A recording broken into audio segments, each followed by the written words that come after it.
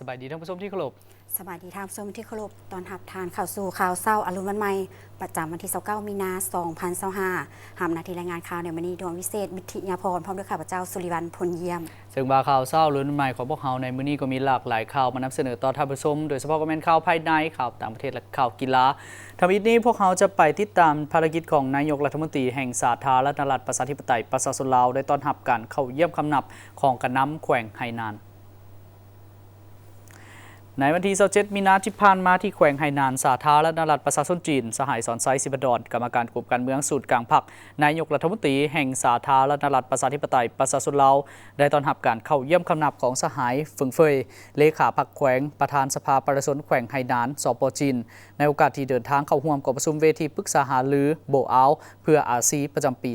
2025ในระหว่างวันที่26-28มีนา2025สองฝ่ายไม่ได้ตีราคาสูงต่อสายพัวพันมิตรภาพอันเป็นมูลเสื้อและการห่วมมือการพัวพันคู่ห่วมยุทธศาสตร์รอบด้านมั่นคงยาวนานตามทิศซีดีและการเป็นคู่ห่วมสตากรรมลาวจีนจีนลาวที่ได้รับการเสริมขยายด้วยมาตรฐานคุณภาพและระดับใหม่อย่างประยุทธ์ยั่งแสดงออกในการแลกเปลี่ยนการเยี่ยมยามและการพบปะของคณะผู้แทนขั้นสูงของ2ประเทศนับแต่สุดกลางฮอตท้องถิ่นได้ดำเนินไปอย่างเป็นปกติและเพิ่มขึ้นการร่วมมือด้านเศรษฐกิจการค้าและการลงทุนก็คือการจัดตั้งปฏิบัติโครงการร่วมมือต่างๆระหว่าง2ประเทศได้มีความคืบหน้าและขยายตัวอย่างน่าพึงพอใจการไปมาหาสู่กันระหว่างประชาชน2ชาติเว้ารวมเว้าเฉพาะระหว่างสปปลาวและแขวงไหหนานได้รับการอำนวยความสะดวกยิ่งขึ้นและเพิ่มขึ้นเป็นแต่ละระยะนับตั้งแต่มีสายการบินโดยกงระหว่างนครหลวงเวียงจันทร์ไฮโดหานครหลวงเวียงจันทร์6เที่ยวต่ออาทิตย์และหลวงพระบางหาไฮโคหาหลวงพระบาง1เที่ยวต่ออาทิตย์ซึ่งแต่ปี2022หา2024มูลค่าการค้า2ฝ่ายแม่นบรรลุ900ล้านหยวนพร้อมเดียวกันนั้น2ฝ่ายได้เห็นดีจะสืบต่อสุกยู่การพัวพันหัวมือระหว่างบรรดาแขนงการพร้อมกันขุดค้นบรรดาท่าแหงบ่มซ่อนโดยการนำใส้เส้นทางรถไฟลาวจีนเพื่อสุกยู่การเชื่อมโยงเชื่อมจอดในหลายรูปแบบและหลายช่องทางกว่าเก่าโดยเฉพาะเป็นการส่งเสริมการพัวพันหัวมือระหว่างแขวงไหหนานกับแขวงแฮกเซียวของสปปลาวเป็นต้นก็แม่นแขวงหลวงพระบางและแขวงอื่นๆก็คือการส่งเสริมการเชื่อมโยงเชื่อมจอดระหว่างท่าเรือน้ำเลิกแขวงไหหนานกับท่าบกของสปปลาวพร้อมทางสุกยู่ส่งเสริมการร่วมมือด้านการค้าการลงทุนการก่อสร้างทรัพยากรมนุษย์การกสิกรรมการท่องเที่ยวและด้านอื่นๆเพื่อนำเอามากผลตัวจริงมาสู่ประชาชน2ชาติลาวจีนให้นับมือนับหลายขึ้น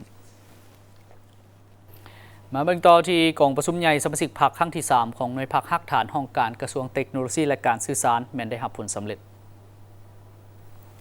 กองประชุมได้จัดขึ้นในตอนเช้าของวันที่28มีนา2025ที่ห้องประชุมใหญ่ศูนย์อินเทอร์เน็ตแห่งชาติโดยการให้เกียรติเข้าร่วมเป็นประธานของสหายบเวียงคำวงดารากรรมการศูนย์กลางพรรคเลขาคณะพรรครัฐมนตรีกระทรวงเทคโนโลยีและการสื่อสาร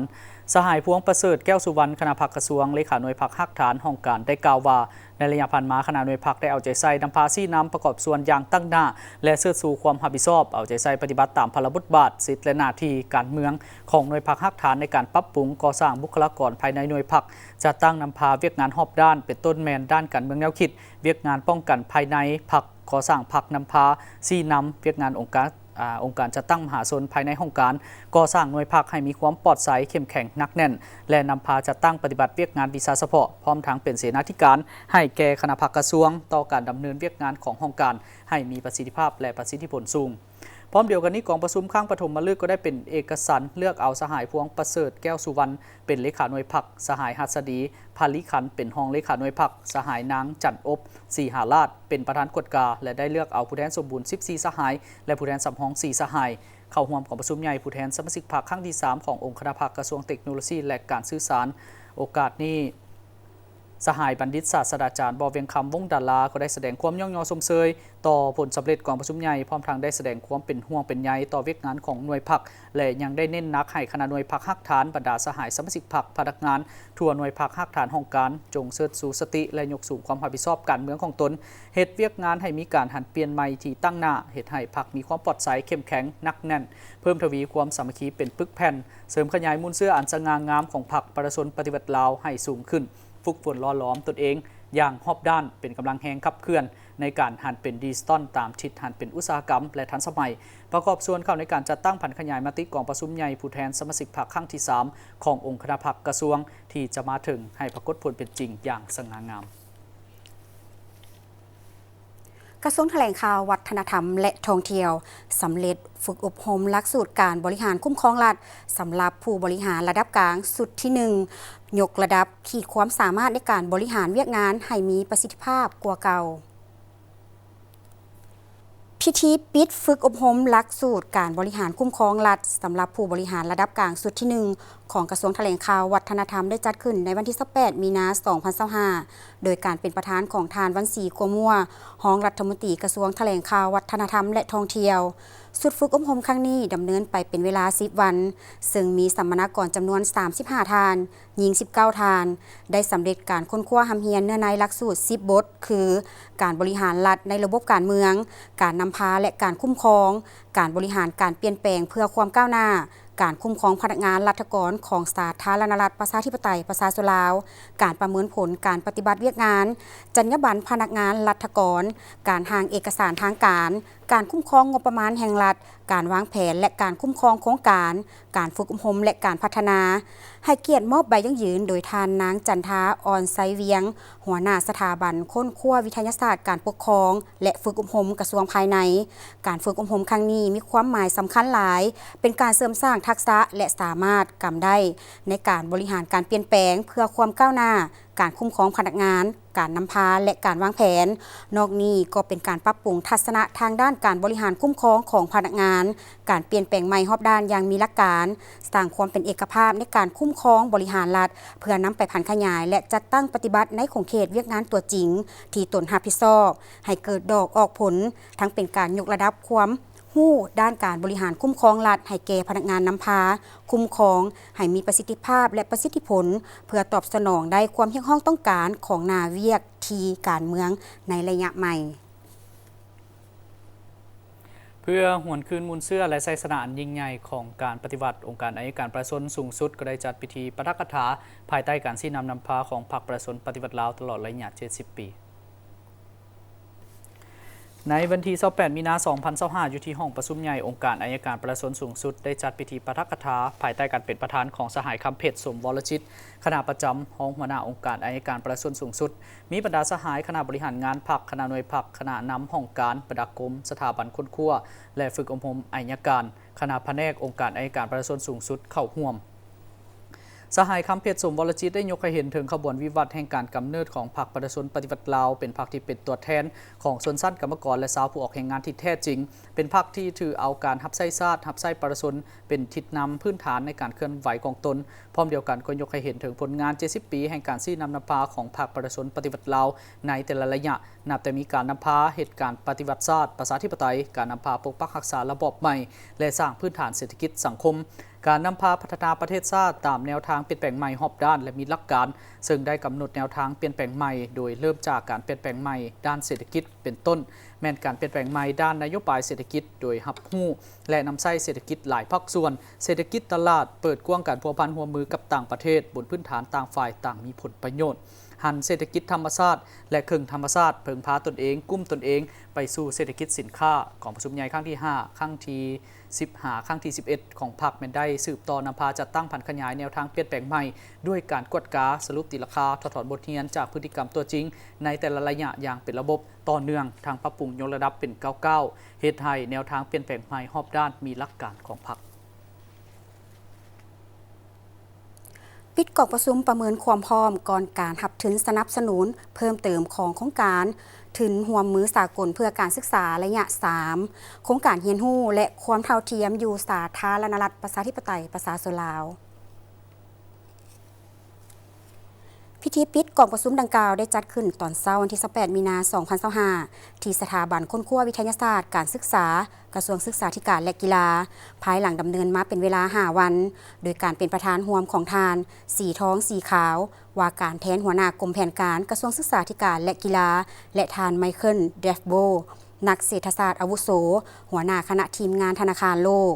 ในระยะดำเนินของประชุมผู้เข้าร่วมได้แลกเปลี่ยนคำคิดคำเห็นอย่างกงไปกงมาเพื่อเฮ็ดให้การจัดตั้งปฏิบัติโครงการบรรลุได้ตามจุดประสงค์และเป้าหมายที่วางไว้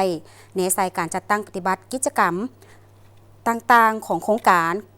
กองทุนร่วมมือสากลเพื่อการศึกษาระยะ3โครงการเรียนรู้และความเท่าเทียมเพื่อแก้ไขปัญหาการเข้าเรียนที่ลดลงการปาระที่เพิ่มขึ้น รวมทั้งปรับปรุงผลการเรียนของนักเรียนให้ดีขึ้น โดยเฉพาะแมนการขยายการเข้าถึงการศึกษาก่อนวัยเรียนที่มีคุณภาพอยู่เขตห่างไกลซอกลีกและเมืองเป้าหมาย3สร้างการส่งเสริมการเข้าเรียนในชั้นประถมศึกษาและลดพรการปะละการเรียนโดยเน้นใส่การสนองอาหารเที่ยงในโรงเรียนการสนองเงินบริหารสถานการศึกษาและสนองอุปกรณ์รับใช้การเรียนการสอนปรับปรุงคุณภาพการศึกษาในการศึกษาขั้นพื้นฐานโดยเน้นใส่การพัฒนาอาชีพครูแบบต่อเนื่องรวมทั้งการสร้างความเข้มแข็งให้แก่นิเทศการศึกษาและการสร้างความเข้มแข็งให้แก่การสอนผ่านมาได้ปฏิบัติตามแผนพัฒนาแขนงการศึกษาธิการและกีฬา5 ปีครั้งที่9คือ 2021-2025 ซึ่งโครงการได้เริ่มจัดตั้งปฏิบัติในวันที่ 30 สิงหาคม 2021 มาฮอดปัจจุบันและสิ้นสุดในเดือนพฤษภาคม 2027 ซึ่งมีงบประมาณทั้งหมด 46.9 ล้านดอลลาร์สหรัฐที่ได้สุมใส่การจัดตั้งปฏิบัติเพื่อสุขยุการศึกษาขั้นพื้นฐานรวมมีการศึกษาก่อนวัยเรียนและประถมศึกษาใน18แขวงและ148เมืองขอบเขตทั่วประเทศได้ปฏิบัติการเบิกจ่ายตามระบบรายงานการเงินของธนาคารโลกเป็นมูลค่า30 ล้านกว่าดอลลาร์สหรัฐเท่ากับ 65.44 ส่วนห้อยเทียบใส่งบประมาณทั้งหมดของโครงการวิชาการด้านพยาธิไข้หลังได้แลกเปลี่ยนในการบริการเบิ่งแยงคนเจ็บในสถานที่บริการสาธารณสุขเพื่อยกสูงคุณภาพการบริการและการรักษาสุขภาพของประชาชนลาวบัดดาลเผากองประชุมทบทวนวิชาการด้านพยาธิไข้หลังของสมาคมแพทย์ไข้หลังลาวร่วมมือลาวไทยญี่ปุ่นครั้งที่3ได้จัดขึ้นในวันที่28-29 มีนาคม 2025อยู่ที่นครหลวงเวียงจันทน์โดยการเป็นประธานของดร.สมนารัตนะห้องหัวหน้ากรมปิ่นปัวและฟื้นฟูหน้าที่การกระทรวงสาธารณสุขกองประชุมครั้งนี้ได้ทบทวนการปฏิบัติเวียกงานพัฒนาสมาคมแพทย์ไข้หลังลาวในระยะผ่านมาเพื่อซอกให้เห็นด้านตั้งหน้าของโครงข้างที่จะได้สืบต่อแก้ไขและเป็นเวทีแลกเปลี่ยนด้านเวียกงานปิ่นปัวพยาธิไข้หลังโดยมีเชี่ยวชาญวิชาการด้านพยาธิไข้หลังของสมาคมแพทย์ไข้หลังลาวไทยญี่ปุ่นแลกเปลี่ยนประสบการณ์ระหว่างนักวิทยากรผู้ที่มีประสบการณ์ด้านการแพทย์พยาธิไข้หลังมีเนื้อในที่หลากหลายด้านการพัฒนาวิทยาศาสตร์การแพทย์การดูแลคนเจ็บพยาธิไข้หลังคนเจ็บไข้หลังสุดโทรมสำเหื่อที่บ่ทันได้ฟอกเลือดและได้ฟอกเลือดให้มีประสิทธิภาพและมีมาตรฐานเดียวทั่วประเทศซึ่งเป็นประโยชน์และมีคุณค่าสูงให้กับพนักงานแพทย์หมอลาวได้มีโอกาสเสริมสร้างขีดความสามารถประสบการณ์และความรู้เทียบเท่าระดับสากลเวียกงานวิทยาศาสตร์การแพทย์ได้มีการค้นคว้าและการพัฒนาวิชาการในการปรุงมติและการปิ่นปัวด้วยวิธีการต่างๆอย่างบ่หยุดยั้งเห็นได้ว่าเวียกงานวิทยาศาสตร์การแพทย์แม้นมีความสำคัญและเป็นประโยชน์อย่างยิ่งต่อกับเวียกงานสาธารณสุขเวียกงานส่งเสริมให้พนักงานในของเขตสาธารณสุขสามารถนำเอาผลการค้นคว้าวิทยาศาสตร์มาปรับใช้ในการปฏิบัติตัวจริงนอกจากนั้นพนักงานแพทย์หมอแม่นยังสามารถเหตุการค้นคว้าได้ด้วยตนเองและเผยแพร่ผลการค้นคว้าที่เป็นประโยชน์ถูกตามหลักจริยธรรมแพทย์ให้กับสังคมแผนกศึกษาธิการและกีฬานครหลวงเวียงจันทน์ได้จัดพิธีสรุปการสอบเสียงนักเรียนเก่งระดับนครหลวงเวียงจันทน์พิธีได้จัดขึ้นในวันที่28 มีนาคม 2025อยู่ที่โรงเรียนมัธยมศึกษาสมบูรณ์นาทรายทองโดยมีทานนางลำพรศรีอัคคจันทร์รองประธานสภาประชาชนนครหลวงเวียงจันทน์ท่านสมพรสอนดาราหัวหน้าแผนกศึกษาธิการและกีฬานครหลวงเวียงจันทน์พร้อมด้วยคณะอำนวยการครูอาจารย์นักเรียนและผู้ปกครองเข้าร่วม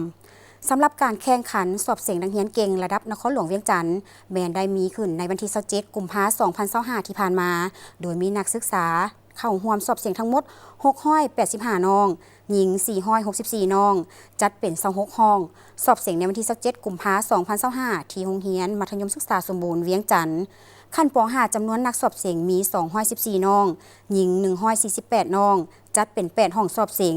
โดยมีแต่วิชาดังนี้วิชาภาษาลาวมี71น้องหญิง61น้องวิชาคณิตศาสตร์มี72น้องหญิง33น้องวิชาวิทยาศาสตร์และสิ่งแวดล้อมมี71น้องหญิง54น้องขั้นม .4 จำนวนนักเรียนสอบเสียงมี227น้องหญิง159น้องจัดเป็น9ห้องสอบเสียงแต่ละวิชามีดังนี้วิชาภาษาลาววิชาวรรณคดีมี60น้องหญิง53น้อง วิชาคณิตศาสตร์มี53น้องหญิง25น้องวิชาฟิสิกส์ศาสตร์มี54น้องหญิง41น้องและวิชาเคมีศาสตร์มี60น้องหญิง40น้องส่วนขั้นม.7 จำนวนนักสอบเสงมี244น้องหญิง157น้องจัดเป็น9ห้องสอบเสงแต่ละวิชามีดังนี้วิชาภาษาลาววรรณคดีมี66น้องหญิง54น้องวิชาคณิตศาสตร์มี60น้องหญิง29น้องวิชาฟิสิกส์ศาสตร์มี61น้องหญิง38น้องและวิชาเคมีศาสตร์มี57น้องหญิง36น้องผ่านการสอบเสียงนักเรียนเก่งได้ระดับ1มีคือขั้นป .5 แมนท้าววาลินทรสิทธิพงศ์ในวิชาคณิตศาสตร์นางจินตนาพัฒนากรในวิชาภาษาลาวนางจันคำมณีวงศ์ในวิชาวิทยาศาสตร์และสิ่งแวดล้อมส่วนม .4 แม่นนางพรธิดาแสงสุริวงศ์ในวิชาภาษาลาวและวรรณคดีท้าวเอกสารหมื่นดวงในวิชาคณิตศาสตร์ท้าวสุขประเสริฐไสยศาสตร์ในวิชาฟิสิกส์ศาสตร์นางสุนิตาพรหมไสยในวิชาคณิตศาสตร์สำหรับม .7 มีนางสุขพรรษาพรหมลังสีวิชาคณิตศาสตร์ท้าวแอดลีสันติสุขในวิชาภาษาลาวและวรรณคดีท้าวกีจ้างเยียป้อในวิชาฟิสิกส์ศาสตร์และท้าวพิรพลผลเสนาในวิชาเคมีศาสตร์ส่วนอันดับที่2แมนมี11น้องและอันดับที่3แมนมี11น้องเช่นกันไปเบิ่งพิธีเปิดเฮือนไม้ไผ่ของสาธารณรัฐประชาธิปไตยประชาชนลาวที่เขตนานซานครกวางโจวแขวงกวางตุ้งสาธารณรัฐประชาชนจีน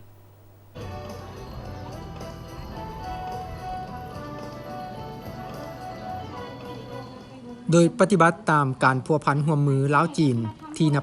บได้รับการพัฒนาอย่างต่อเนื่องรอบด้าน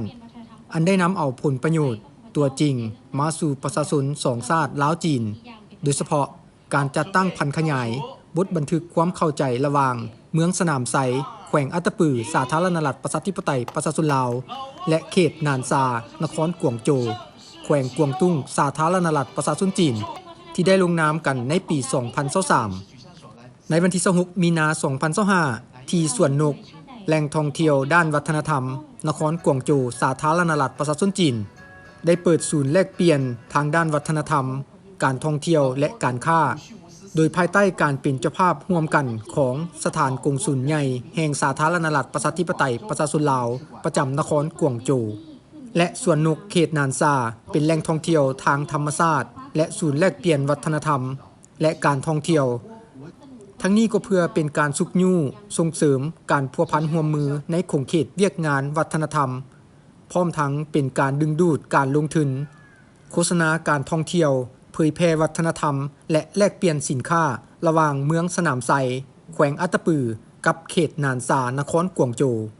รวมไปถึงประเทศอาเซียนให้นับมือกว้างขวางใหญ่ขึ้นกว่าเก่าให้เกียรติเข้าร่วมในพิธีครั้งนี้มีภาครัฐและเอกชนของสาธารณรัฐประชาธิปไตยประชาชนลาวและเขตนานซานครกวางโจวสาธารณรัฐประชาชนจีนซึ่งฝ่ายลาวนำโดยท่านนางวันเพ็งไซสมภู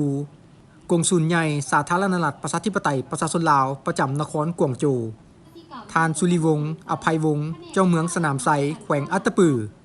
มีที่ปรึกษาฝ่ายเศรษฐกิจและการค้าอยู่สถานทูตลาวประจำนครปักกิ่งฝ่ายจีนประกอบมีท่านนางเหลิงยุ่ยหัวหน้าคณะประจำภาคเมืองห้องหัวหน้าสภาประชาชนเขตนานซากรมวัฒนธรรมท่องเที่ยวและกีฬานานซากลุ่มบริษัทการค้าและอสังหานานซาและบริษัทส่วนนกพัฒนาวิทยาศาสตร์และกสิกรรมนครกวางโจวในวันเดียวกันก็ได้จัดกองประชุมพบปะระหว่างฝ่ายลาวและเขตนานซาเกี่ยวกับการวางแผนการสุกยู่การค้าการแลกเปลี่ยนและการร่วมมือระหว่างเมืองสนามไซรวมไปถึงทิศทางการร่วมมือในต่อหน้าเป็นต้นทางด้านกสิกรรมปลูกฝังและการเลี้ยงสัตว์เขตนานซาเป็นเขตพัฒนาใหม่ซึ่งในปี 1993 รัฐบาลสาธารณรัฐประชาชนจีนได้อนุมัติให้สร้างตั้งเป็นเขตพัฒนาเศรษฐกิจเทคโนโลยีนานซาเพราะมีที่ตั้งอยู่ระหว่างกลางแขวงกวางตุ้งเขตปกครองพิเศษฮ่องกงและมาเก๊าฉะนั้นจึงเฮ็ดให้มีท่าแฮงบ่มซ่อนรอบด้านและสามารถสุกยู่การร่วมมือจากคงเขตดังกล่าวให้เปิดกว้างสู่ภายนอกในอนาคตโดยเฉพาะพัฒนาด้านการร่วมมือกับบรรดาประเทศอาเซียนพร้อมนี้ ศูนย์แลกเปลี่ยนทางด้านวัฒนธรรมการท่องเที่ยวดังกล่าวยังเป็นบอนแข่งขันงานประดิษฐ์สีไม้ลายมือทางหัตถกรรมที่เฮ็ดจากไม้ไผ่กลายเป็นสินค้าและการสร้างเวียกเฮ็ดงานทำให้แก่คนลาวก็คือนักศึกษาคณะสถาปัตยกรรมศาสตร์จากมหาวิทยาลัยแห่งชาติที่จะสามารถนำเอาความรู้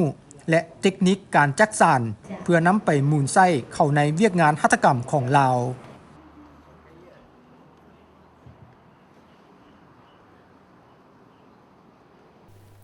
โรงเรียนมัธยมศึกษาสมบูรณ์มิตรภาพลาวเวียดนามจัดงานสัปดาห์วันวิทยาศาสตร์ประจำปีศกเฮียน 2024-2025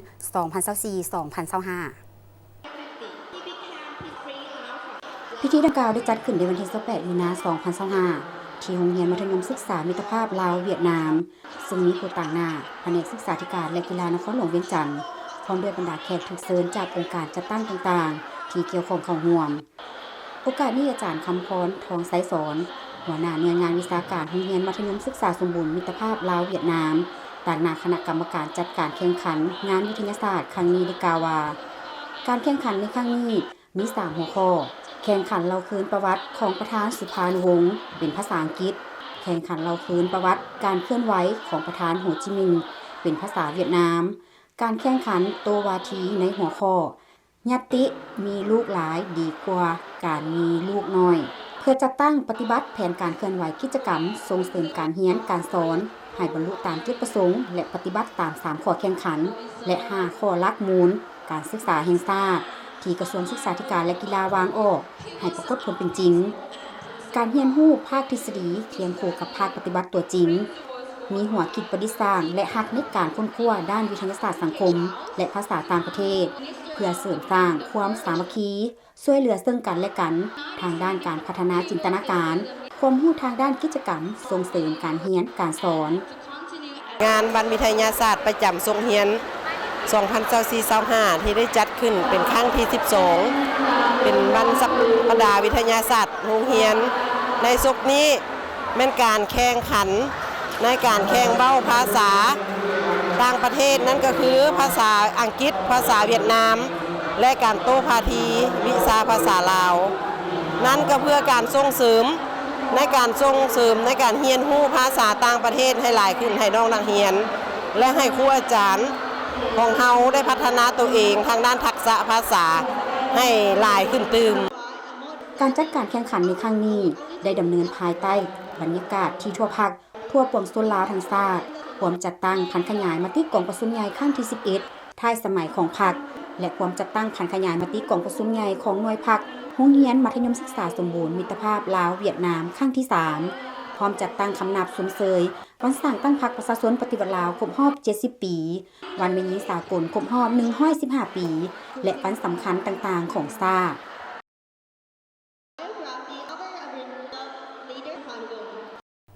มาที่ระยะนี้มาติดตามแผ่นดินไหวในมื้อวานนี้ซึ่งท่านผู้ชมทั้งหลายก็น่าจะรู้สึกกับเหตุแผ่นดินไหวในมื้อวานนี้ซึ่งทางประเทศลาวเฮาก็ได้หับแห่งสะเทือนหน่อยหนึ่งซึ่งว่ากรมอุตุนิยมและอุทกศาสตร์ก็ได้ส่งบทรายงานมาให้ทีมข่าวพวกเฮาซึ่งว่าบทรายงานสภาพเกิดเหตุการณ์แผ่นดินไหวในสปป.ลาวแม่นรายงานการเกิดแผ่นดินไหวจากศูนย์ข้อมูลข่าวสารแผ่นดินไหวแห่งชาติลาวในขอบเขตประเทศลาวและบรรดาประเทศอ้อมข้างและสถานีกวดจับแผ่นดินไหวแม้ได้กวดพบสัญญาณการเกิดแผ่นดินไหวอยู่ประเทศเมียนมาเป็นจำนวน1ครั้งมีความแรงขนาดเป็น 7.7 ริกเตอร์และ Aftershock 6.4 ริกเตอร์และมีผลกระทบเป็นบริเวณกว้างนับแต่ภาคเหนือภาคกลางและนครหลวงเวียงจันทร์ซึ่งว่าเขตที่มีแผ่นดินไหวแมันอยู่ทางเมียนมาอยู่ที่เส้นขนานที่22จำ013องศาเหนือและเส้นแหว่ง95.922ซึ่งว่าความแรงที่รายงานไปแล้วนั่นแม่น 7.7 ริกเตอร์เฮ็ดให้แรงสั่นสะเทือนนี่แม่นทางสปป.ลาวเฮาก็แม่นรับรู้ส่วนว่าประเทศอ้อมข้างโดยเฉพาะก็แม่นราชอาณาจักรไทยก็แม่นได้รับผลกระทบเช่นเดียวกันซึ่งว่าเหตุแผ่นดินไหวในครั้งนี้มันมีความลึก10กิโลเมตรซึ่งคนทั่วไปแม่นรู้สึกได้หลายประเทศอ้อมข้างจงมีสติเตรียมพร้อมรับมือ กับแผ่นดินไหวขนาดน้อยที่จะตามมา ซึ่งว่าทางกรมอุตุนิยมและอุตุศาสตร์ก็ได้แจ้งถึงพ่อแม่ประชาชนแม่นให้เฝ้าระวังและติดตามการเกิดแผ่นดินไหวในบริเวณดังกล่าวอย่างต่อเนื่อง และก็ขอให้ติดตามข้อมูลข่าวสารจากกรมอุตุนิยมและอุทกศาสตร์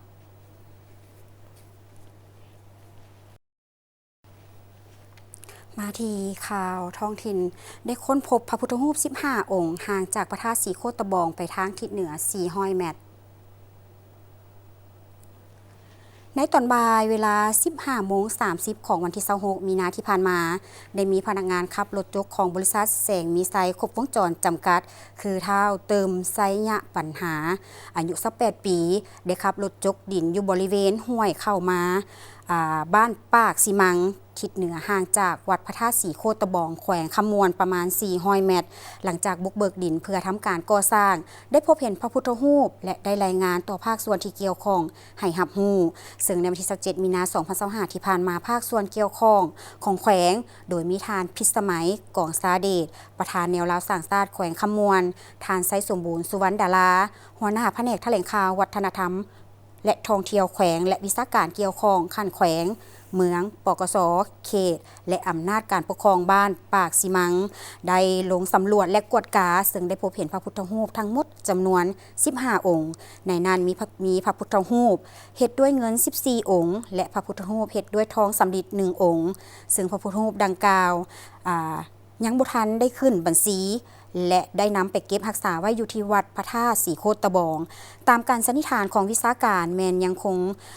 มีพระพุทธรูปยังเหลืออยู่ในเขตดังกล่าวจึงห้ามให้บ่ให้มีภัย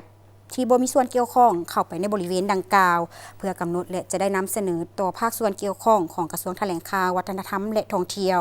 ลงมาสำรวจขุดค้นและวิจัยทางบูหารวิทยาตามระเบียบหลักการบ้านห้วยไม้สร้างหับฮ้องเป็นบ้านสามัคคีป่องดองซึ่งได้มีพิธีประกาศหับฮ้องบ้านห้วยไม้สร้างเป็นเมืองปากทาแขวงบ่อแก้วเป็นบ้านสามัคคีป่องดองได้จัดขึ้นในอาทิตย์ที่ผ่านมาที่เดินโรงเรียนปฐมบ้านของตนโดยการเป็นเกียรติเข้าร่วมของทานคำจันทร์อินทจักรห้องเลขาพรรคเมืองทานคำตีทรงในบ้านห้วยไม้สร้างได้กล่าวว่าบ้านห้วยไม้สร้างมันเป็นบ้านหนึ่งในจำนวน34บ้านของเมืองปากทาเป็นบ้านชนเผ่ามุ่งตั้งห่างจากเทศบาลเมืองปากทา45 กิโลเมตรปัจจุบันมี4หน่วยมี45หลังคามีพลเมืองทั้งหมดแม่น218 คนหญิง101 คนมี2ชนเผ่าก็คือเผ่ามุ่งเผ่าลาวซึ่งเผ่ามุ่งเป็นกลุ่มเอา95ส่วนห้อยของพลเมืองทั้งหมดประชาชนส่วนใหญ่ยึดถืออาชีพเกษตรกรรมปลูกฝังเลี้ยงสัตว์เป็นต้นตอและบริการค้าขายเป็นสำรองเฉลี่ยรายรับของพ่อแม่ประชาชนภายในบ้านได้10 ล้านกว่ากีบต่อคนต่อปีผ่านขบวนการสร้างครอบครัวบ้านสามัคคีปองดองซึ่งสรุปตีราคาได้ดังนี้ประชาชนภายในบ้านมีความตื่นตัวทางด้านการเมืองแนวคิดบรรดาปรากฏการณ์ยอดท่อได้รับการแก้ไขอย่างเด็ดขาดภายในบ้านมีความสงบและความเป็นระเบียบเรียบร้อยประชาชนภายในบ้านมีความสามัคคีเป็นเอกภาพคณะปกครองบ้านพร้อมกันปฏิบัติตามแนวทางนโยบายของพรรครัฐได้เป็นอย่างดีมีครอบครัวได้คะแนนดีเลิศใน4มาตรฐานมี15ครอบครัวและได้คะแนนดีใน4มาตรฐานพิธีแมนก็ได้ผ่านข้อตกลงของทานเจ้าเมืองปากทาว่าด้วยการยั่งยืนหาพองเอาครอบครัวสามัคคีปองดองประจำปี 2025 จำนวน45ครอบครัวพร้อมทางมอบไปยั่งยืนโดยแมนทานท้องจันทร์อินทพรประธานแนวราวสังชาติเมืองเป็นผู้มอบจากนั้นก็ได้ผ่านข้อตกลงของทานเจ้าแขวงบ่อแก้วว่าด้วยการหาพองเอาบ้านห้วยไม้สร้างเป็นบ้านสามัคคีปองดองพร้อมทางมอบใบยั่งยืนหับโดยแมนทานคำดีทรงและให้เกียรติมอบโดยทานคำจันทร์อินทจักรเอกอัครราชทูตสาธารณรัฐสังคมเวียดนามพร้อมด้วยคณะได้ลงเยี่ยมยามและเฮ็ดเวียกอยู่แขวงเสียงขวางพร้อมกันนั้นก็ได้เข้าวางพวงมาลัยอยู่ที่อนุสาวรีย์ร่วมสัมพันธ์สู่หบลาวเวียดนามท่านเหียนมิงเติมเอกอัครราชทูตสาธารณรัฐสังคมนิยมเวียดนามพร้อมด้วยคณะได้เยี่ยมยามและเฮ็ดเวียกอยู่แขวงเสียงขวางโดยได้เข้าวางพวงมาลัยอยู่อนุสาวรีย์ร่วมสัมพันธ์สุหบลาวเวียดนามซึ่งได้เข้าพบปะท่านบุญจันทร์ศรีวงศ์พันธ์เจ้าแขวงเสียงขวางพร้อมด้วยคณะที่ห้องว่าการแขวงซึ่งท่านเหียนมิงเติมเอกอัครราชทูตเวียดนามประจำลาวได้กล่าวจุดประสงค์ของการมาเยี่ยมยามในครั้งนี้เพื่อแนะนำตัวในการรับตำแหน่งใหม่ได้เคลื่อนไหวตามพระบทบาทของตนเพื่อส่งเสริมการร่วมมือเวียดนามลาวเวียดนาม ให้กว้างขวางเข้าสู่รองเลิกรอบด้านเพิ่มพูนคูณสร้างความสามัคคีพิเศษช่วยเหลือซึ่งกันและกันเวียดนามจะจัดฝึกอบรมให้บรรดาเลขาภาคเมืองของลาวฝึกอบรมระยะสั้นเป็นต้นแม่นเวียกงานโฆษณาข่าวสารกวดกาการพัวพันการร่วมมือและอื่นๆยกสูงการร่วมมือเวียกงานป้องกันชาติป้องกันความสงบต้านอาชญากรรมข้ามชาติยาเสพติดสุกยูนักธุรกิจชาวเวียดนามเข้ามาลงทุนอยู่ลาวก็คือแขวงเสียงขวางโอกาสนี้ท่านบุญจันทร์ศรีวงศ์พันธ์เจ้าแขวงเสียงขวางได้กล่าวแสดงความสมเสยยินดีนำในการรับหน้าที่ใหม่อันมีเกียรติพร้อมเดียวกันนี้ท่านก็ได้รายงานการพัฒนาเศรษฐกิจสังคมของแขวงการกะเกียมและดำเนินกองประชุมใหญ่3ขั้นของพรรคการพัวพันร่วมมือกับบรรดาแขวงแหกเซียวของสาธารณรัฐสังคมนิยมเวียดนามสืบต่อสุขยุส่งเสริมให้การร่วมมือกับนักลงทุนชาวเวียดนามที่มาลงทุนอยู่แขวงเสียงขวางในวันเดียวกันนี้คณะท่านเอกอัครราชทูตยังได้เฮ็ดเวียกกับการนำแขวงเสียงขวางเพื่อเก็บกำข้อมูลในการพัวพันร่วมมือช่วยเหลือในต่อหน้าเป็นต้นแม่นเส้นทางพัฒนากลุ่มบ้านพื้นฐานโครงล่างและพัฒนาทรัพยากรมนุษย์นอกนี้คณะผู้แทนได้ไปเยี่ยมยามโรงเรียนพรสวรรค์ซึ่งแม่นถึงการช่วยเหลือละจากรัฐบาลและประชาชนชาวเวียดนามคณะรับผิดชอบเฉลิมฉลอง3วันประวัติศาสตร์พร้อมทั้งคณะรับผิดชอบกาเกียมการวางแสดงรูปภาพเฉลิมฉลอง3วันประวัติศาสตร์จัดงานวางแสดงรูปภาพและสินค้าโอดอปแขวงอุดมไซภายใต้หัวข้อ70ปีแห่งการกำเนิดและเติบใหญ่ขยายตัวของพรรคประชาชนปฏิวัติลาว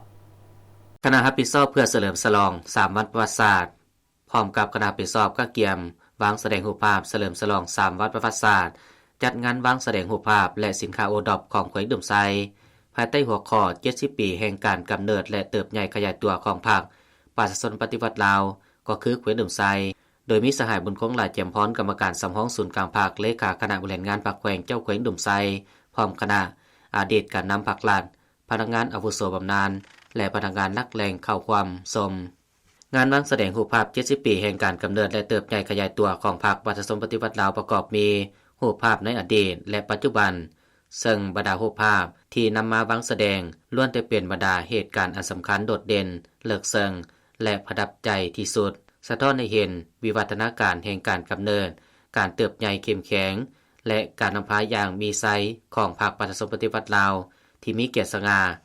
ส่องแสงให้เห็นวีรกรรมอันล้ำเลิศของพรรคเฮาในการนำพาสีน้ำปวงชนลาวทั้งชาติเฮ็ดสำเร็จในการปฏิบัติต่อสู่กู้ชาติก็คือในภารกิจปกปักรักษาพัฒนาประเทศชาติและภารกิจเปลี่ยนแปลงใหม่ตลอดระยะผ่านมาการวางแสดงรูปภาพ70ปีแห่งการกำเนิดและเติบใหญ่ขยายตัวของพรรคประชาชนปฏิวัติลาวและสินค้าโอดอปของแขวงยังเป็นการประกอบส่วนอันสำคัญเข้าในการศึกษาความมนเชื่ออันสง่างามของพรรคเฮาก็คือศึกษาหำเฮียนเอาแบบอย่างอันดีเด่นใส่แจงคุณสมบัติศีลธรรมปฏิบัติของประธานไก่สอนพระวิหารและผู้นำคนอื่นๆที่อุทิศตนเพื่อภารกิจการปฏิบัติเพื่อเสิร์ชสู่คันทวงแห่งไสยศนาของพรรคเพื่อพร้อมกันพัฒนาประเทศชาติอันแสนหักเพื่อความอยู่เย็นเป็นสุขของประชาชน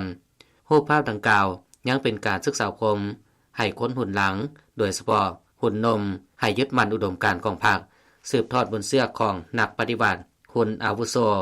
เด็ดเดี่ยวนำพาประเทศชาติก้าวขึ้นตามจุดหมายสังคมนิยมได้มีงานประกวดศิลปะการแสดงฟ้อนรำวงลาวมาตรฐานและฟ้อนแบบลาวเดิมของนักเรียนมัธยมศึกษาทั่วแขวงอัตตปือครั้งที่9แผนกศึกษาธิการในกีฬาแขวงอัตตปือ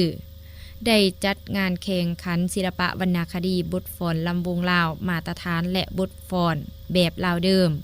สำหรับนักเรียนมัธยมศึกษาทั่วแขวงครั้งที่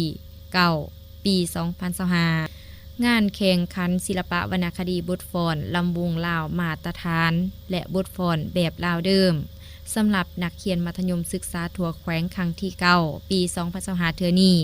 จัดขึ้นก็เพื่อเป็นการประเมินติราคาคืนการสีนำผ้าของคณะผู้บริหารการศึกษาทุกขั้นในแขวงและหาหลักมูลการศึกษาที่กระทรวงศึกษาธิการและกีฬาบางออกทั้งเป็นการสอกท้าแห่งบ่มสอนทางด้านศิลปะวรรณคดีอยู่แต่ละท้องถิ่น เพื่อกระตุกสุกอยู่ส่งเสริมการอนุรักษ์รักษาสืบทอดและส่งเสริมวัฒนธรรมฮิตของประเพณีขนบธรรมเนียมอันดีงามของศาสตร์ที่บรรพบุรุษได้สร้างไว้ให้ยืนยงคงอยู่กับคนลาวและศาสตร์ลาวตลอดไปการแข่งขันศิลปะวรรณคดีครั้งนี้มีบทฟ้อนลำวงลาวมาตรฐานประกอบเพลงมี12รายการบทฟ้อนแบบลาวเดิมรวมหมู่ยิงสายประกอบเพลงมี12รายการมีคณะศิลปะวรรณคดีเข้าร่วมทั้งหมด24รายการในนี้ศิลปะวรรณคดีของศึกษาเมืองมี3เมืองคือเมืองสามัคคีไซเมืองไซสิทธาเมืองภูวงรายการศิลปะวรรณคดีจากโรงเรียนมัธยมศึกษามี12รายการผ่านการแข่งขันอันดับ1โรงเรียนมัธยมศึกษาเศรษฐาได้479คะแนนได้รับคัน1หน่วยพร้อมเงินรางวัล5ล้านกีบอันดับที่2โรงเรียนมัธยมศึกษาจันทาได้478คะแนนได้รับเงินรางวัล3ล้านกีบอันดับที่3โรงเรียนมัธยมศึกษาชนเผ่าแขวงได้476คะแนนได้รับเงินรางวัล2ล้านกีบสำหรับคณะศิลปะวรรณคดีที่บ่ได้อันดับที่แม่นได้รับรางวัลชมเชยคณะละ500,000กีบเจ้าหน้าที่ห้องการอุตสาหกรรมและการค้าเมืองท่าแตงแขวงเซกองได้ลงกวดกาสินค้าอุปโภคบริโภคอยู่ที่ตลาดเมืองท่าแตง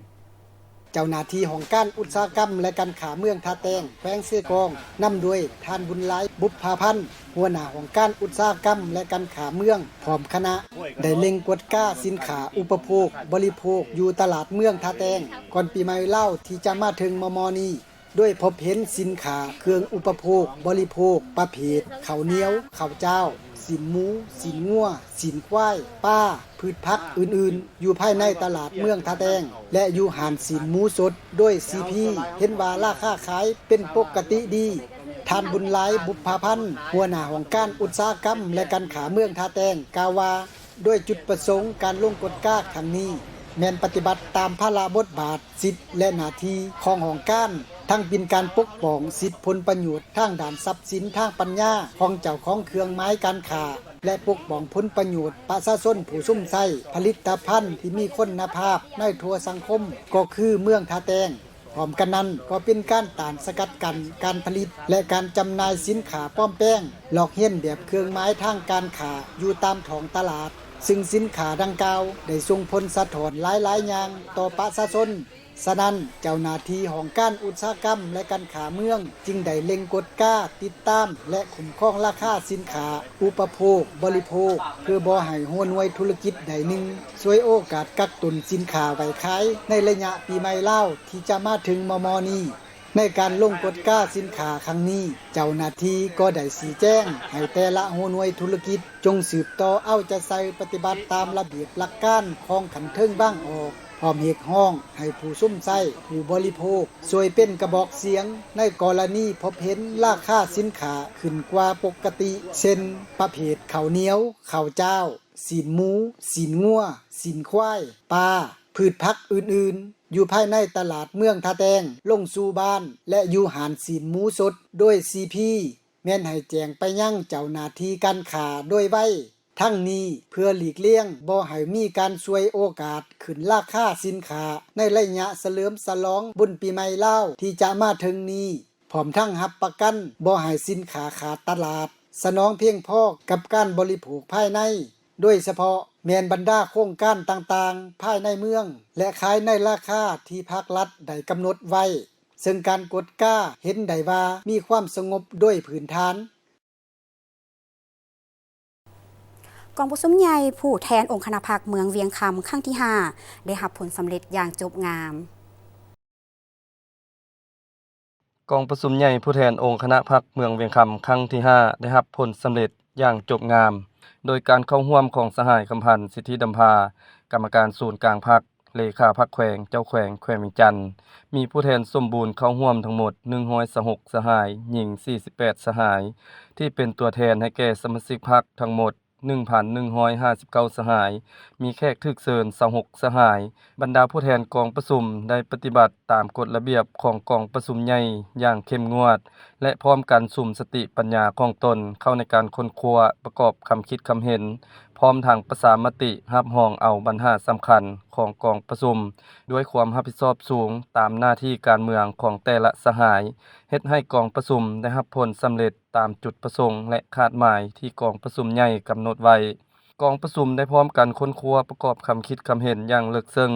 และได้รับรองเอาอย่างเป็นเอกสารต่อบทรายงานการเมืองทั้ง2ภาคแผนพัฒนาเศรษฐกิจสังคม5ปีครั้งที่5และรับรองเอาบทสำรวจการนำพารวมของคณะบริหารงานพรรคเมืองเวียงคำสุดที่4กองประชุมยังได้สังเกตตีราคาด้านดีด้านอ่อนข้อคงค้าง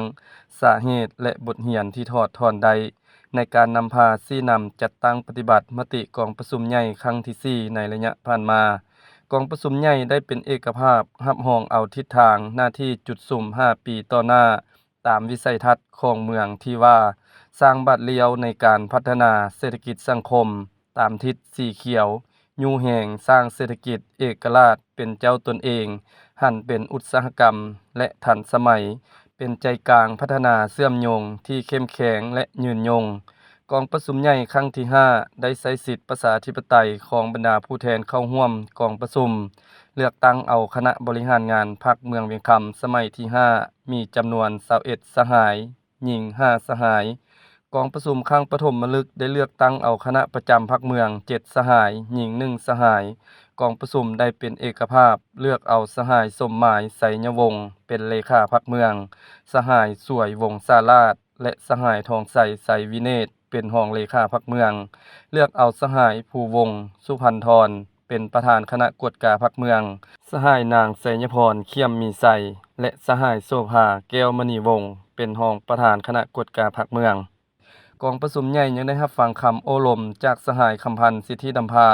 กรรมการศูนย์กลางพรรคเลขาพรรคแขวงเจ้าแขวงแขวงเวียงจันทน์ซึ่งสหายได้แสดงความย่องยอสมเสยต่อมรรคผลแห่งการนำพาชี้นำของคณะบริหารงานพรรคเมืองเวียงคำสุดที่4ที่ได้เอาใจใส่นำพาชี้นำสมาชิกพรรคพนักงานทหารตำรวจและประชาชนบรรดาเผ่าปฏิบัติหน้าที่การเมืองและญาติได้ผลสำเร็จหลายด้านพร้อมกันนั้นสหายยังได้แสดงความเป็นห่วงเป็นใยต่อด้านอ่อนข้อคงค้างและให้ทิศเนียงทางแต่ละด้านละเอียดพร้อมทั้งให้ความเชื่อมั่นแก่คณะพรรคสุดใหม่ที่จะสืบต่อนำพาชี้นำจัดตั้งปฏิบัติมติกองประชุมใหญ่ผู้แทนองค์คณะพรรคเมืองเวียงคำครั้งที่5ให้มีผลสำเร็จอย่างสูงท่านผู้ชมทุกๆวันเสาร์พวกเขามีข่าวบันเทิงมานำเสนอต่อท่านผู้ชมติดตามได้จากทีมข่าวบันเทิงรายงาน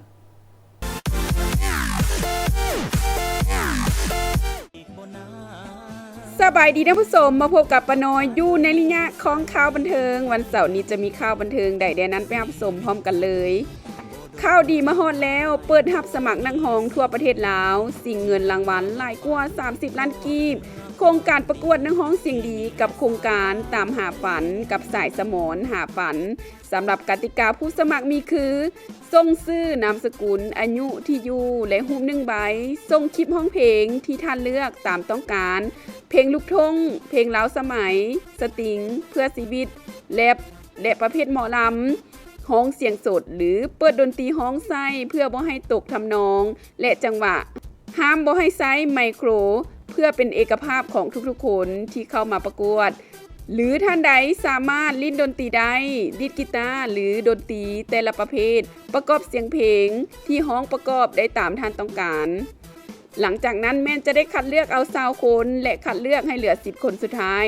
ใน20 คนจะแต่งเพลงให้ร้องตามแต่ความสามารถของแต่ละท่านจะเข้าห้องอัดหลังจากสิ้นสุดการประกวดส่วน10 คนสุดท้ายจะขึ้นประกวดอยู่เวทีใหญ่ที่นครหลวงเวียงจันทร์สถานที่แม่นจะแจ้งให้ทราบตามภายหลังสามารถส่งคลิปได้ทาง Facebook ของอาจารย์สายสมรสิทธิมาลดาเริ่มส่งแต่วันที่1 เมษายนหาวันที่1 พฤษภาคม 2025มาต่อที่ข่าวนี้สาวๆทุกชนเผ่าเตรียมตัวไว้เลยปีนี้พิเศษเงินรางวัลหลายขึ้นมีรอบแสดงความสามารถพิเศษเพิ่มขึ้นกับการประกวดนางสาวบรรดาเผ่า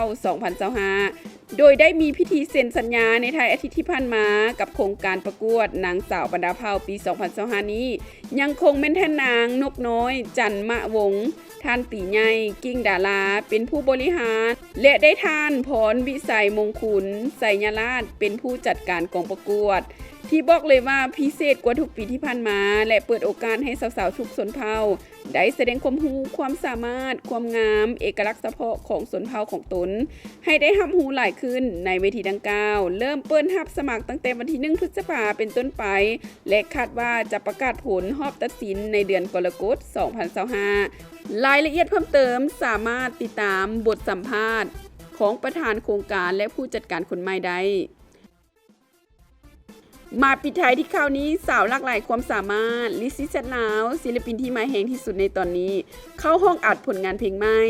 สำหรับซิงเกิลใหม่นี้ของน้องลิซซี่เซตชื่อเพลงว่าช่วยเหลือสังคมเพลงมันเข้าห้องอัดสำเร็จไปด้วยดีเพลงมันจะปล่อยในเดือนพฤษภาคม 2025 นี้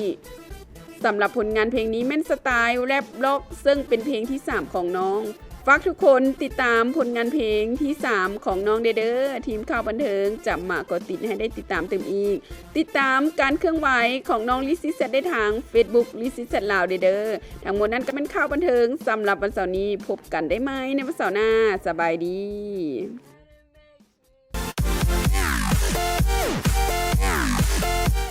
ท่านผู้ชมมาฮอดนี้ข่าวเศร้าหรือนนใหม่ได้หมดเวลาลงแล้วขอบใจทุกท่านให้เกียรติติดตามรับชมพวกทั้งสองพร้อมด้วยทีมงานข่าวขอลาท่านผู้ชมไปเพียงเท่านี้สบายดี